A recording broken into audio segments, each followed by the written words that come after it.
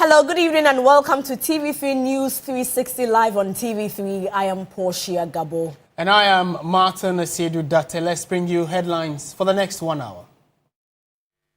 News 360 headlines is brought to you by Flamingo Paint, Pepsodent Charcoal and Pepsodent Herbal, EcoBank.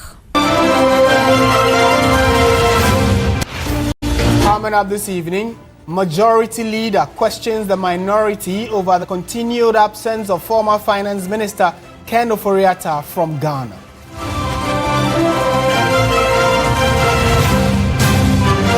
And also tonight, Commissioner for Human Rights and Administrative Justice Joseph Whittle says Iyoko did not commit any human rights violations during arrest of NPP Ashanti Regional Chairman.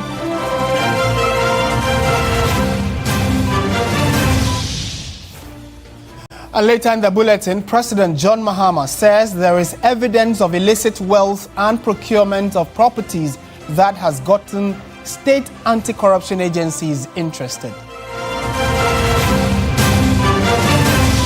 Coming up in business news, Bank of Ghana moves to curb online loan abuses with new digital lending rules by August 2025 to protect borrowers who fall prey to quick loans.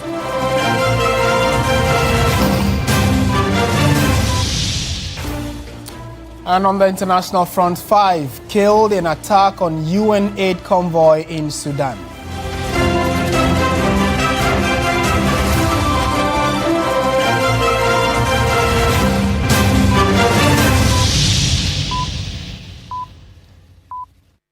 We are live around the world on 3news.com. We know you have comments and sentiments on the show. Do let us know them in the comment section. We'll be happy to reshare it. We begin from Parliament, where the Majority Leader Mahama Yariga on Tuesday questioned the Minority Leader Alexander Openyo-Markin over the continued absence of the former Finance Minister Ken Ofori Atta. The Minority Leader had earlier assured Parliament that Ken Ofori Atta would return to the country by May 2025. He promised this House that he will bring Ken Ofori Atta in May. Where is Ken Ofori Atta? Where is Ken Ofori Atta? Where is Ken? Where is Ken? Where is Ken? You promised us that you will bring Ken to this House. He came to this House and made a promise. You promised this House that you will produce Ken. You will produce Ken Ofori Atta in May. We are in June. This is the 3rd of June. Why is Ken Ofori Atta? Mr. Speaker, he should no longer be heard in this House. Because when he makes promises, he doesn't fulfill them. He comes here and makes promises and never fulfills them. And yet he is questioning other people's promises. When you made a promise, did you fulfill it? When he promised to sleep at Yoko, by 10 p.m. he left Yoko. He abandoned. Right, so it is also emerging that the Office of the Special Prosecutor's effort to extradite Ken Ofori Atta may not be as simple as envisaged. That's because of details we are learning of this evening that the former Finance Minister could challenge the extradition request by the OSP. Speaking to TV3, Private Legal Counsel Christian Malmhesi said the OSP may have overestimated his success in having the former Finance Minister returned to the country. That right. With UK, it is they are suspect oriented, they are suspect interested, because to extradite someone, they want to ascertain the legal rights of the person. So with UK, it is more complex than in the US. Over 6,000 cases, they have only been successful with 1/3 of it. So it tells you that the UK courts are interested in looking and hearing or to understand, unless it is legitimate. Now, one of the processes, one of the issues with Mr. Ofori Atta is health issues. Is it that he's unwilling to provide or share or disclose his confidential health issues with the OSC, because from all intents and purposes, there's no trust relationship between the two? To show that to the courts in UK, or will he be willing to show that in the US? It is going to be a legal battle. In other news, the Commissioner for Human Rights and Administrative Justice, Joseph Whittle, says the Economic and Organized Crime Office, IOCO, did not commit any human rights violations during the arrest of NPP Ashanti Regional Chairman Bernard Nchubu-Isiaku.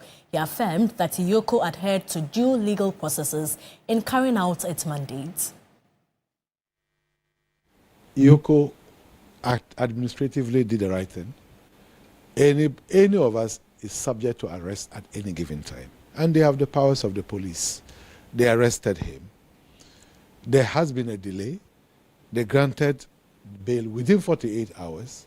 It is the nature of the conditions of the bail that has delayed the release of the chairperson of the MPP in Ashanti region. I must say 50 million, it depends on what they intend to charge him with. The gravity of the charges will determine the size of the bail. And so once the charges are not yet out, nobody can hazard. So I want to believe that they did the right thing. And I think his lawyer kept saying that IOCO has done well. They have done nothing that we should take them on. The only problem is that in our system, don't forget, IOCO is just next door. When I pull my window, I can see what is going on there. Did we need to mass up here? I don't think Ghanaians needed to mass up here when somebody is undergoing a normal constitutional process of arrest and investigation. I don't think so. To the extent that this gate of this commission had to be closed because anything could happen. So I think the arrest was lawful. The period within which they granted bail was within the 48 hours. Still on corruption-related matters, President John Mahama has reaffirmed his resolve not to interfere in ongoing anti-corruption fight with state agencies. The president says there is evidence of illicit wealth and procurement of properties that has gotten state anti-corruption agencies' interest. The African Union Advisory Board Against Corruption have focused their lenses on Ghana in its next peer review that includes the presidency, IOCO, STRAJ, the Office of the Special Prosecutor, the Ghana Integrity Initiative, among others.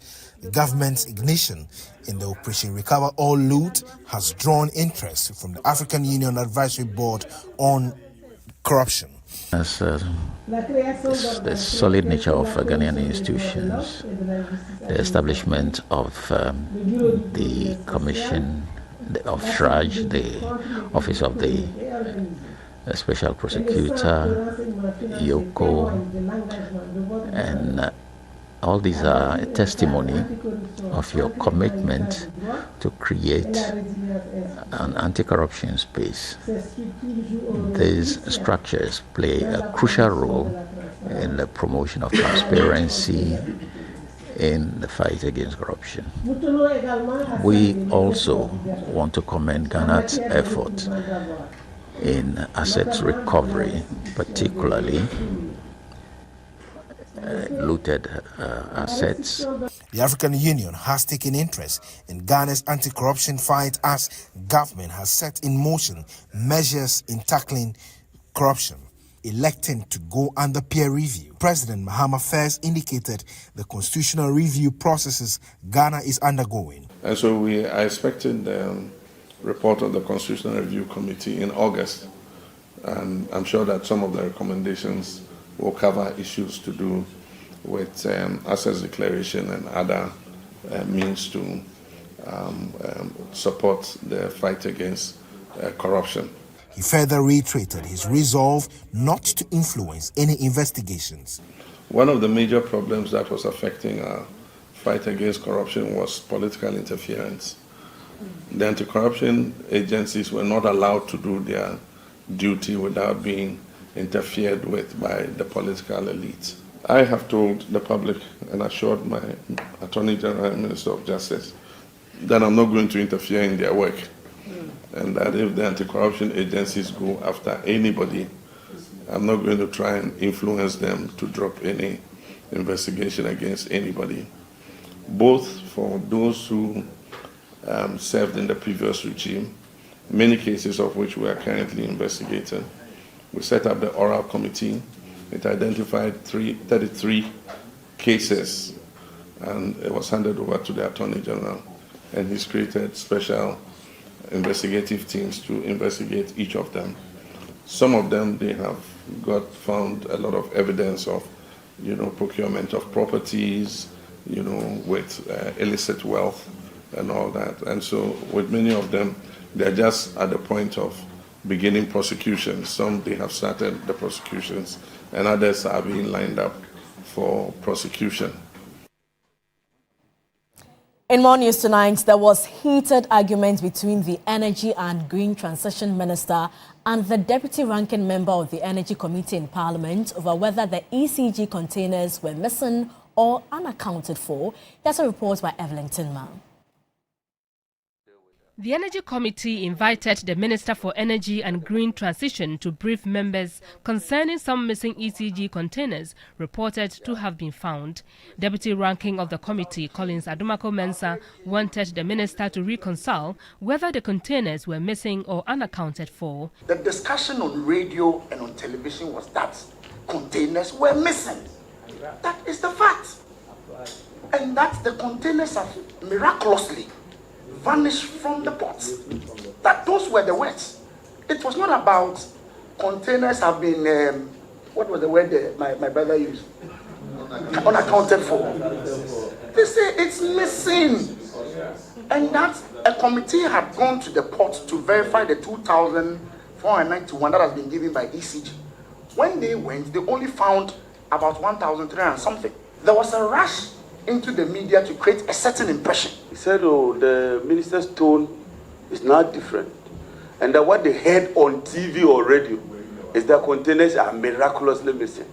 That's a very mischievous way of presenting the narrative. No. Then it makes it look like the minister went and said miraculously missing. No, you said that. Look, that's what that's the implication. No. Chairman, I'm minister and I'm a member of parliament. Please, when you were speaking, I kept quiet and listening. I said that it's a committee report that was sent to me that 1,300 of the containers, when they couldn't find them, you can say they are missing. But if something is missing, you look for it. What is wrong with looking for missing containers? But if they can't find them, they are missing. If they were not missing, they would have found them. You held a press conference and said they were not missing. You were categorical. And then that is it. So let it be so. John Jinapo, however, insists those involved will be held liable. The objective is to find every single container. For me, that is the most important thing, and not to engage in semantics. Semantics is not what will resolve the problem. Why did we get here? Who slept on the job and allowed such breach, such abuse, such misuse of state resources, that under your supervision, you are supposed to spend 900 and you go spending 8.3 billion. Not 1 year, but 2 years. Who won't be here? That should be the focus. Under whose supervision did we see this rot? That you do everything through sole sourcing without recourse to public procurement authority? This cannot be allowed to stand. Don't fault the minister for working to locate the containers. That is the job of the minister. And even if you find them, that should be commendable. But two, and more importantly, those responsible for this reckless dissipation of state resources ought to be held liable. And I hold the view that they should be held liable. The minister is further expected to appear before the plenary this week on the same matter. Today is the 3rd of June, and you know that it's a major date that many Ghanaians recall. So it's been 10 years since flood and fire swept through a street in Kwame Nkrumah Circle, killing more than 150 people. A decade on, we take a look back at the causes, the struggles, and whether or not the country has learned any lessons. Judith Brown reports. It's been 10 years since the twin disaster that brought Ghana to a standstill. Flood and fire, horror and heartbreak. Over 150 lives lost, dozens more injured, a city traumatized. Well, a decade later, the question still echoes. Have we really learned anything?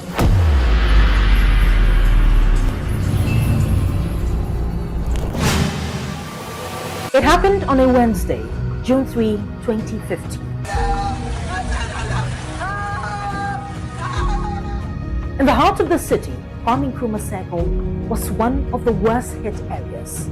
Dozens of people sought shelter at the gold filling station, hoping to wait out the rain. But unknown to many, a fuel leak from an underground tank was mixing with the floodwaters. And then came a spark from an unknown source. The station exploded. The whole building was shaking. I thought it was collapsed. In a matter of minutes, over 150 lives were gone. It was one of the deadliest disasters in Ghana's modern history. A lot of people have lost their lives. I'm at a loss of words to express how I feel. Investigations later revealed that this was a preventable tragedy. Poor drainage, choked gutters, unregulated construction on waterways, and a lack of disaster preparedness all played a role. What should have been heavy rain became a national tragedy. In the days that followed, the nation mourned. Ghana is in a state of mourning, but weeping does not solve problems. A $15 million recovery fund was also announced, and DNA tests were ordered to identify the victims, and emergency services began desilting drains and clearing debris. For a moment, there was unity, resolve, a commitment to change. But 10 years on, the story sounds all too familiar. Just weeks ago, in May 2025, torrential rains caused major flooding in parts of Accra, especially East Legon Hills. In the aftermath of the June 3 disaster, a 197-page report was commissioned by government. That report detailed failures, the risks, and the recommendations, but it was never fully acted upon. 10 years on, the core problems persist. So what must be done? If we follow the laws, at least about 80% of it, I'm sure that we're going to have a minimization the devastation that we are recording now. It's not enough to build roads and bridges. The country needs to build resilience, because with every rainy season, we risk repeating June 3rd. Judith Brown, TV3 News. Meanwhile, victims of the June 3 twin disaster have been reflecting on life after the tragedy. Our reporter Erica Crunchy also asked them if they think Ghana is prepared to prevent a similar disaster. My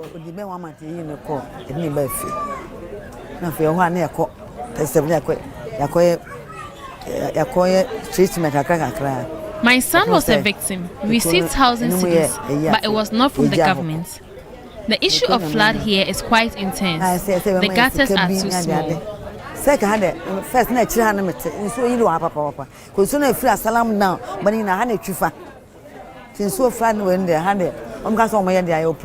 My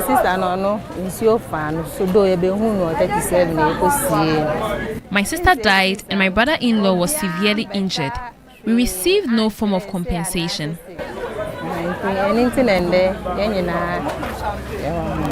1 year and sana ebe discharge and sana ebo mama ne say me yere no wafum and na end up from Satam basin then challenges. I was with my wife when it happened and I lost her. I received free medical care while on admission, but not when I was discharged. I lost my job in the process. Nothing has changed. Hence, I choose to avoid this place whenever it rains.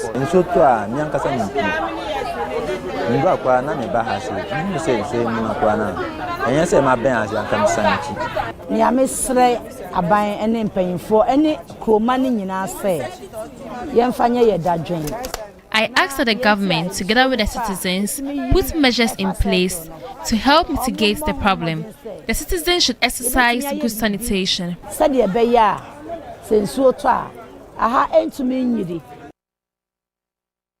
And it's clear that Ghana's flood situation remains unresolved. Well, 10 years after the June 3 disaster, many Ghanaians are still not scared to move around a fuel station when it's raining, particularly in urban Accra.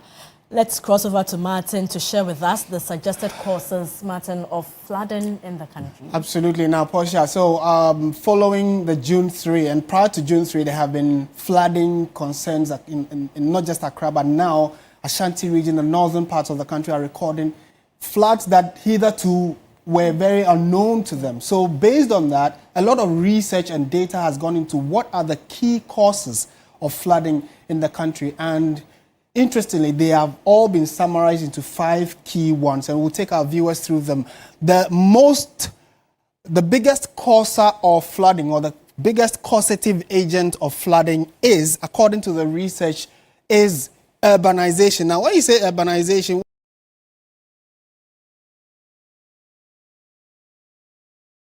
what exactly do you mean? Urbanization naturally, for instance, in the greater Accra region, which is the capital, many people are thronging the capital because that's where they believe life is easier and it's quick money, you can get businesses running up and down a lot faster. But when you look critically, the many that are coming would need accommodation, and with that would come drains. So what we found out that rapid expansion of informal settlements has obstructed 60% of critical drainage paths, overwhelming infrastructure designed for small populations. So clearly, we are sitting on a time bomb, which indirectly is that the drainage system that has existed from colonial era is what we are still using, and many people are now using these same facilities. So it puts a lot of pressure on that. So again, that is the key causative agent of flooding in the capital city specifically. The second largest reason why we seem to be having persistent flooding is that of drainage. And like I indicated, our drain, so it says that 25% of the total causes agents is drainage. Now, colonial era drainage systems cover just 15% of Accra, with 70% reduced capacity due to neglect and improper maintenance. And again, many governments over time have struggled to find a proper solution to the drainage problem in Accra. And it's even been worsened by the fact that people are building in waterways and choking the already existing drains which the colonial masters built. So it's about time some radical action is taken in that regard to expand our drains. Those that need to be covered, they are covered, and people that need to be resettled are moved out. So we are looking at what are the key reasons why we seem to be recording floods, and over time, how come we've not been able to find sustainable solutions to them. The next one is waste. Unfortunately, many of us know what happens when it rains.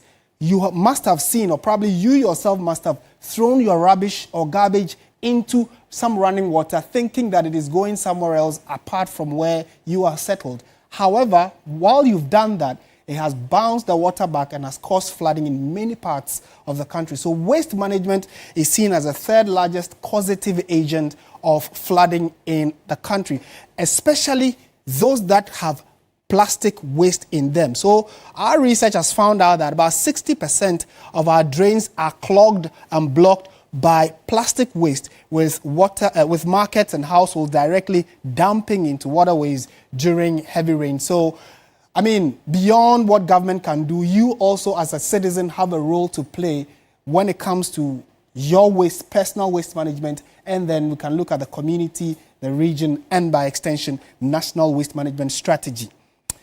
Deforestation is the next in line when it comes to the hierarchy of problems that have caused flooding in the country. Deforestation, and clearly the reason why this is also important is because upstream forests have lost a majority of the forest cover. And because of that, when it rains, these plants that could ordinarily have slowed the movement of the water have all been cleared off. So it allows passage of water a lot quicker and has caused soil erosion and sedimentation. And when you look specifically at the northern part of the country, which is relatively more desert looking as compared to the southern part, which is more forest area, all of that is now a major reason why we need to start paying particular attention to the Green Ghana concept, which the former government started. The current government intends to continue the fact we need to start planting more trees and indirectly helping ourselves when it comes to issues of rain. Soil erosion is a major factor, and we need to start paying attention to that. And finally, climate. Climate change is a conversation we have had time without number. And the concern is that it's not just Ghana, but if you've followed media reports globally, concerns of climate change is having an adverse effect on almost everybody. And here in Ghana, rainfall intensity has increased by 30% since 1990, with 1 in 50-year flood events now occurring nearly twice as often. So what could have happened as a major rainfall in time past, maybe once in 50 years, now we're having it a bit more repeatedly, which means that our efforts as individuals is also a causative reason why we need to pay attention to all of this. So yeah, Portia, clearly it is not just a government problem, but then you and I have a role to play if we want to reduce flooding. Because the rains, they will come. In fact, we are in June. The rains will come. But what we do in anticipation of the rain and when it does come is what is very critical. Back to you, Portia. Thank you so much, Martin. Let's now move on to the health sector. And the Ghana Health Service says it remains committed to maintaining momentum to ensure that all cases of mpox are detected early, thereby helping to contain the outbreak effectively. As of May 31, Ghana has confirmed 45 cases in 9 regions. According to health authorities, the recent increase in the number of confirmed mpox cases is largely due to enhanced surveillance efforts, particularly through active contact tracing and a heightened level of awareness among the public. These efforts, the service claim, are crucial in their strategy to identify and isolate cases promptly within communities. Out of the 45 cases confirmed so far, 2 are currently on admission in the Western region, while 9 out of the 16 regions have recorded cases. See that the numbers are going up. It's better you find the cases rather than not find the cases, then let them hiding, and then it blows up in your face. So for us, we know that the numbers will go up, and then once we know we have covered enough ground, we will see that the numbers are plateauing again. So yes, you should expect to see more cases. At the moment, 2 regions are reporting a lot of cases, or most of the cases, being Western region and the Greater Accra region. The general public is urged to continue practicing preventive measures diligently. These include avoiding close contact with individuals showing symptoms, maintaining good personal hygiene, and visiting the nearest health facility when you develop any of the symptoms. The populace should not be too worried. The good thing about mpox is that with all these cases suspected and confirmed, at least there has been no mortality. We currently have just about 2 patients on admission. And I keep on saying they are on admission not because they are sick, but because they cannot do home isolation. Once you have a rash, cover that particular rash and seek medical help. In that case, that rash doesn't come into contact with another person. The service, in its recent situational report, said it believes together, through vigilance and cooperation, the country can control the spread of mpox. Now, as Muslims in Ghana prepare for the Asiedu-Dartey festival this Friday, a key part of the celebration, the sacrifice of livestock, is stirring concern. Prices have shot up, with some cattle going for as high as 30,000 cedis and sheep for 15,000 cedis. Deborah Abba-Mensah visited the livestock market to find out what's driving the surge of prices and how buyers and sellers are coping with this new surge. Muslims buy livestock during Asiedu-Dartey to perform a sacrificial rite that honors the Prophet Ibrahim's obedience to Almighty Allah. With just days to the celebration, the energy of the livestock market has risen, and so are the prices. For many Muslim families, this season is sacred, marked by the sacrifice of an animal, usually a cow, goat or sheep. But this year, affordability is under pressure. Town animals cost less than the village ones. And right now, as we day in town like this, if somebody come and you mention the price, the person will complain about the dollar and safer. Not knowing that we bought them before the safer come down. We bought them before the dollar come down. But if you complain, they will not accept it.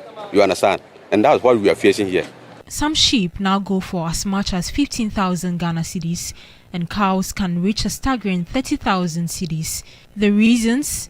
a mix of economic and logistical challenges. Some we get some 20,000, we got some 40,000, we got some 50,000, and the normal size be 10,000, 150. If you compare the 151 to something like village, it will make like 10,000 for that. And because of how the feeding here make town animals cost past the village ones. Ghana relies heavily on livestock imports, particularly from Niger, Mali, and Burkina Faso. Sellers say local breeds are smaller and less attractive to buyers. These animals that you are seeing, we bring them from Burkina. We don't get some like that. We always get the small ones. So the small ones, people are not buying like that. So we have to manage to get this type. But not everyone is convinced. Some buyers believe prices are being inflated intentionally. Anytime we are coming for those celebrations, because it's once in a year, because of that, people take opportunity to increase the animal prices, so that definitely we know that Muslims, it is compulsory for them to celebrate that Salah. We're able to buy it. Others argue that the high prices are mostly in the capital city. This ram that you see, we bought it 5,000 here. Kintampo, you can get it 3,000 or 2,500. I don't know why. Accra prices are high, too much. So most of us cannot celebrate this. And for many, there is no alternative. The sacrifice is a religious obligation for every Muslim who can afford it. It's a religious duty. We need to do it, and we have to find a way to do it such that the impact and the cost will be minimal to us. So what we do mostly, at least, we find average animals, because some of them, the price depends on the size. So it would be good if you find the biggest, but if you can't do it, you find at least the next that at least suits your pocket. Improving Ghana's livestock sector could help reduce reliance on imports and keep prices stable throughout the year. Until then, many families must navigate tough choices between faith, tradition, and finance in a season meant for sacrifice and gratitude.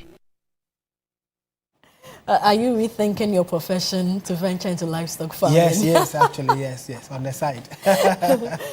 Well, you're watching News 360 live from the News Hub here at Adesa Wekanda. We have business news coming up shortly. Do stay with us.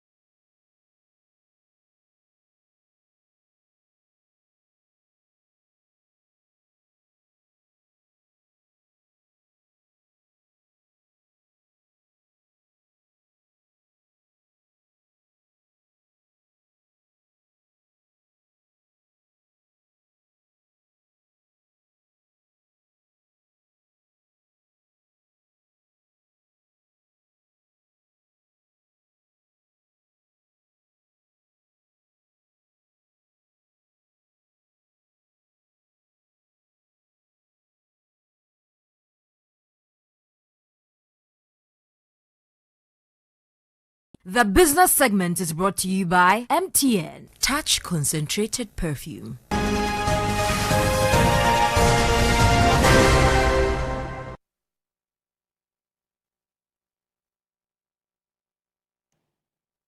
Welcome back to News 360. Time now for business. Michael is with us. Hello, Mike. Hi. What's going on in business? Two interesting topics. First one, the Bank of Ghana is looking to regulate online lending. And number two, government is also looking to introduce a new increase the tax on fuel, about 1 cedi. Yes, I heard that. Okay, you give us the details. Sure thing. Hello there, good evening. Welcome to the business segment here on News 360. I am Michael Ubudu. Now, Finance Minister Dr. Kasiel Atta has submitted an amendment bill to Parliament seeking to raise the energy sector levy to 1 cedi per litre of fuel. The proposed increase contained in the energy sector levy amendment bill is aimed at addressing long-standing financial shortfalls in the energy sector. Although government had previously pledged not to introduce new taxes this year, the minister assured Parliament that the recent strengthening of the Ghana cedi would help cushion the impact of the increase. To help raise additional revenue to fund the needs in the power sector, government is proposing an increase in export price of petrol, diesel and related products. The impact will be absorbed by the gains made from the strong performance of the Ghana cedis. The Speaker, I repeat, the impact will be absorbed by the gains made from the strong performance of the Ghana cedis. And this will mean that consumers will not have to pay extra for the price of petrol and diesel beginning today. Right, Honorable Speaker, our simulations suggest that there will be no increase in the export price of petrol and diesel in the next window beginning today if the levy is imposed. This is because of a strong Ghana cedi. Right, Honorable Speaker, the levy will serve as a dedicated source of funding to the power sector, and the proceeds will be earmarked for the procurement of essential fuel for power generation. Now, most fuel stations across the country have reduced prices, offering significant relief to both consumers and businesses. This positive development aligns with earlier projections from the Africa Sustainable Energy Center, which had forecast a drop based on improved macroeconomic conditions and gains in foreign exchange. Executive Director of ASEC, Engineer Justice Ohene Akoto, observed the potential for the downward trend to continue. We are looking at, we buy it at $62 per barrel to $65 per barrel. At the moment, it is doing $64, which falls within a band. And looking at OPEC plus projection and also the current global trend regarding the energy demands and then also the trade tensions, that is going to be stable. Is going to be a factor that we are predicting to be stable. Now, majority for either reduction, being stable, or increasing will depend on the cedi. So the cedi will become a variable. That's when it appreciates. We should see a drop in the prices at the fuel pumps. If the cedi remains stable, the prices is going to be stable.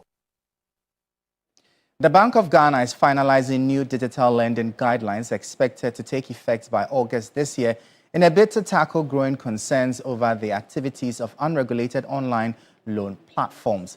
Governor Dr. Johnson Isiama says the guidelines will introduce strict rules on licensing, interest rate transparency, customer data protection, and ethical loan recovery methods, measures aimed at shielding vulnerable groups like young people and informal workers from harassment, hidden fees, and scams linked to so-called quick loans. Individuals being shamed or individuals being scammed, all under the guise of assessing what they call quick loans. We cannot allow this to continue, and so we want to put an end to this. The upcoming guidelines, which will be released soon, will bring clear, enforceable standards to both bank-led and non-bank digital lending models. The guidelines will set rules around, for example, licensing and authorization, but also disclosure and interest rate transparency, issues about data protection and customer privacy, and finally, ethical recovery and collection practices. Our goal in this is twofold. We want to protect borrowers, especially the most vulnerable, from exploitation. And secondly, we want to enable responsible, well-regulated digital lenders, including banks and their fintech partners lenders, to be able to thrive. The Ghana Statistical Service is to deploy some 240 national and regional trainers with the necessary skills to oversee field operations for one of the country's most vital economic surveys after successfully completing a training program. The phase 2 of the Integrated Business Establishment Survey aims to gather detailed information from over 40,000 enterprises across all 16 regions of the country. These 240 trainers will now lead the regional level training for approximately 4,000 field officers, supervisors, data quality monitors, and IT support staff. The main fieldwork for the Phase 2 of the Integrated Business Establishment Survey IBES-2 is scheduled to commence in July. Government statistician Dr. Alhassan Idrisu emphasized the exercise's profound relevance to national planning and business policy. The data will be used to actually inform policy making or policy formulation, but it would also be used to inform implementation of programs and policies. The data would also be used in monitoring and evaluation, and eventually we want to see the data that we collect actually result in the outcomes of the people that we all serve. The government statistician urged businesses to cooperate fully with field personnel. Businesses can also have access to the data we collect for planning purposes, so that they would also use it to make decisions at the business level to optimize their growth, to optimize their production, optimize their profitability. We'll be able to know the type of people existing businesses are employing, be able to tell the type of jobs that are required for businesses to function properly. Building on the business register established during Phase 1 in 2024, which listed over 1.8 million establishments, IBES-2 Phase 2 will cover 101 economic activity domains. The survey is designed to generate national, regional, and where feasible, district-level insights utilizing a computer-assisted personal interviewing platform with backup options. Data collection will focus on pricing, output, input costs, employment, taxes, business constraints, and innovation practices. We'll turn our attention now to the currency and the commodities market and bring you updates.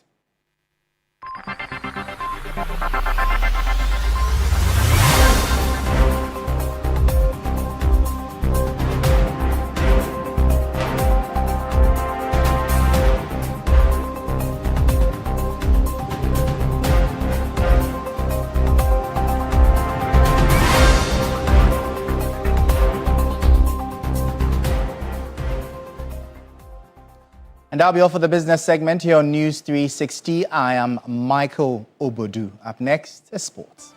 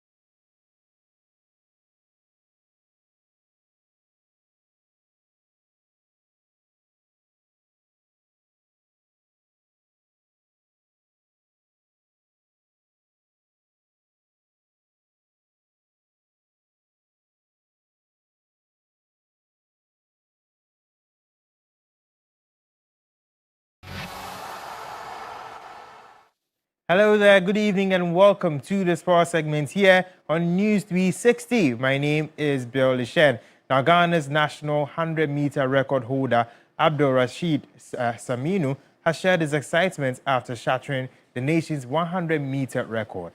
Now, Abdul Rashid set a new national record in the men's 100 meters, clocking an impressive 9.86 seconds to win at the NCAA East preliminary round on Friday. Now, he spoke in an exclusive interview with 3 Sports.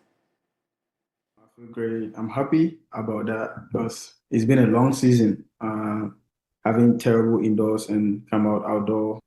And I was really ready because me and Azamati talk about it. I need to break your record this year. I was like, go for it. If you're ready, go for it. So I was like, okay, I'm ready. So when we go to Jacksonville at NCAA preliminaries, I was like, let me just chill in the prelims and see the final. So I didn't run fast in the final. I ran and slow down.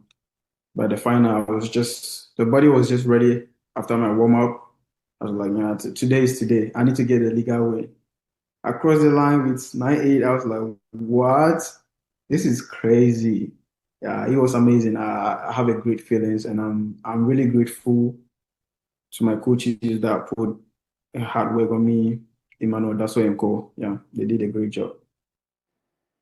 Now, in a move aimed at fostering unity and togetherness, former Black Stars players and Ghana Football Association former President Asiedu-Dartey came together to donate, encourage and unearth talent at the Nsawam prison. My colleague Andrew Sifa-Banfo has more in this report. The Professional Footballers Association of Ghana, in conjunction with former Ghana Football Association President Asiedu-Dartey, visited the medium security prison in Nsawam on Tuesday to launch the Prison Football Project. As part of a broader goal to promote inclusivity in society and harness talent, Asiedu-Dartey urged inmates to be hopeful of better days. A part of us, we will never forsake you. We think that it's a learning curve in your life. You will come out of this prison stronger and contribute your quota to the society. Obasanjo, Nelson Mandela, and many leaders went to prison and came out, and they were better people.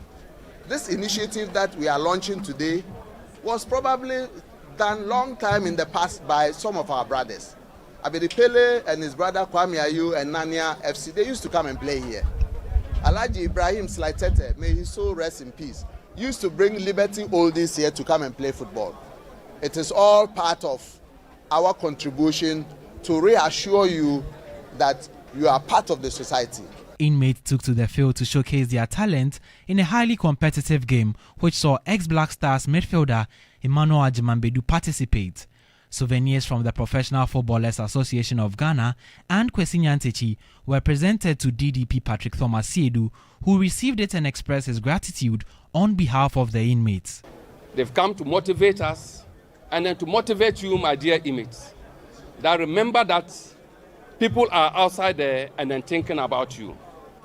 They brought these donations for you, and then they also came accompanied, they also brought some quantity of rice. To the footballers, both teams, well done. You've actually impressed us, and then they are happy to see your wonderful display. The president of the Professional Footballers Association of Ghana, Sami Kufuor, expressed his satisfaction on a successful launch. And a lot of people that I know here from Ashtown, from Kumasi, Crowfrom, it's unbelievable. But like the president said, it's not the end of the world. We are still here just to support you guys. And next time we come here strongly to come and see you. The inauguration is expected to be one of many such meetings, with the PFAG and Asiedu-Dartey determined and committed to bridging the existential societal gap between prisoners, ex-convicts and commoners.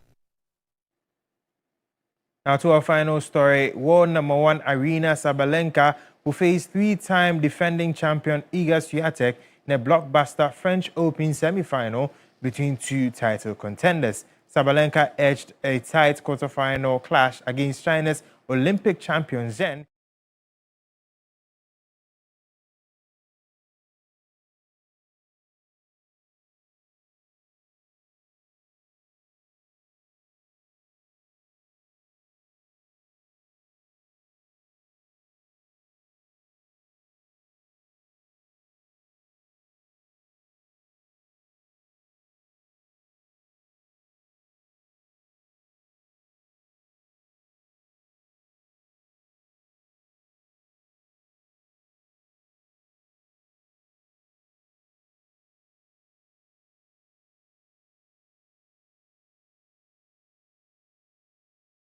On News 360, my name is Billy Shen. Entertainment is up next.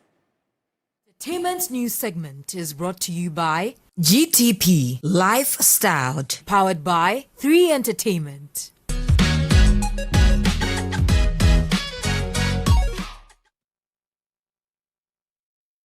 Tonight in this segment, evicted perfect match extra housemates have been opening up about the experiences in Big Mama's reality house.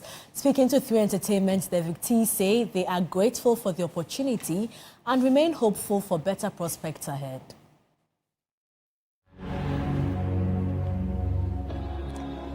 You have been evicted from Big Mama's house. Please say goodbye to your housemates and make your way back. Eviction was inevitable after weeks of drama and entertaining 24-hour live shows. 4 housemates, Akofa, Blanco, 7 Sparks and Lily Brown were evicted after failing to secure enough public votes. On Saturday night's live eviction show, their dreams of emerging as the last couple standing came to an end. How would you describe this time with Big Mama? It was full of excitement, drama, fun, mixed feelings. It was a roller coaster. Let me just sum it up. It was a roller coaster, yeah. I would say short but right to the point. You know what I'm saying? As soon as I got in there, I started kicking it with everybody, kicking it with the ladies, and then, finding out who are my friends in there on the boys' side and stuff like that. So, it was straight to the point. How would you describe your time in Big Mama's house? Fun, confusing, sleepless nights, fake friendships, and liars. Known for delivering non-stop drama, the evicted housemates had memorable moments in the reality house, leaving a lasting impression on viewers. Yes, ma'am. Okay, so my name is Selen. I'm 34. I like travel. I love women. When I say, Despite their eviction, the housemates remain optimistic. To them, the platform has been a gateway to exposure and future opportunities. Now I can't take no Trotsky nowhere, but I got a book coming out soon. It's called On a Cloud, A Formula to Living High Off Life. And just continue inspiring people. That's what I do. I inspire people. One thing that I tell people is I'm always able to be 7 Sparks no matter where I go. So I think the reality show is the same way. Being on a reality show, people get to see 7 Sparks a little bit more. I just want to continue doing that. Well, now that you're out, who would you put your bet on to win the ultimate? Things might change in these next few days, right? So, Oheneba Irama, there's Bog and Naya, and there's my girl, Condon and Perry. I'll pray. I'll say I'll pray for Condon and Perry to win. Because Perry is cool, he's calm, not problematic. But the people want what they want, and I can't decide that for them. So, yeah.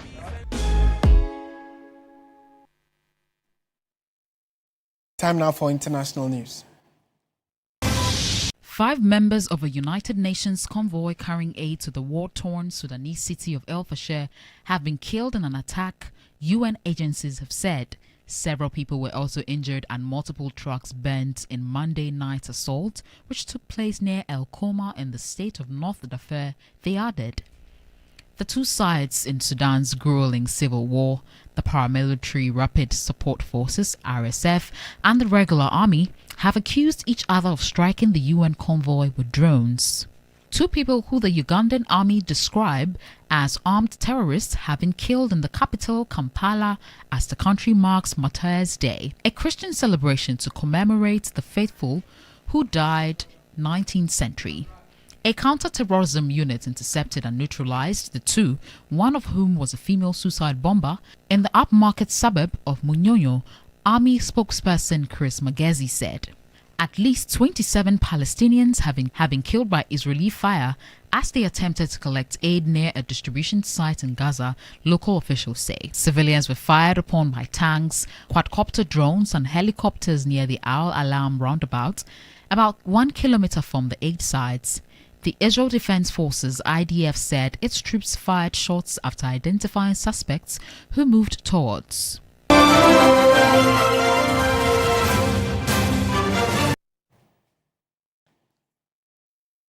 So if you check your time, it's just about 8 o'clock. In about an hour from now, you're going to have agenda on your screens with Beatrice Edu and her panelists. You'd want to join them for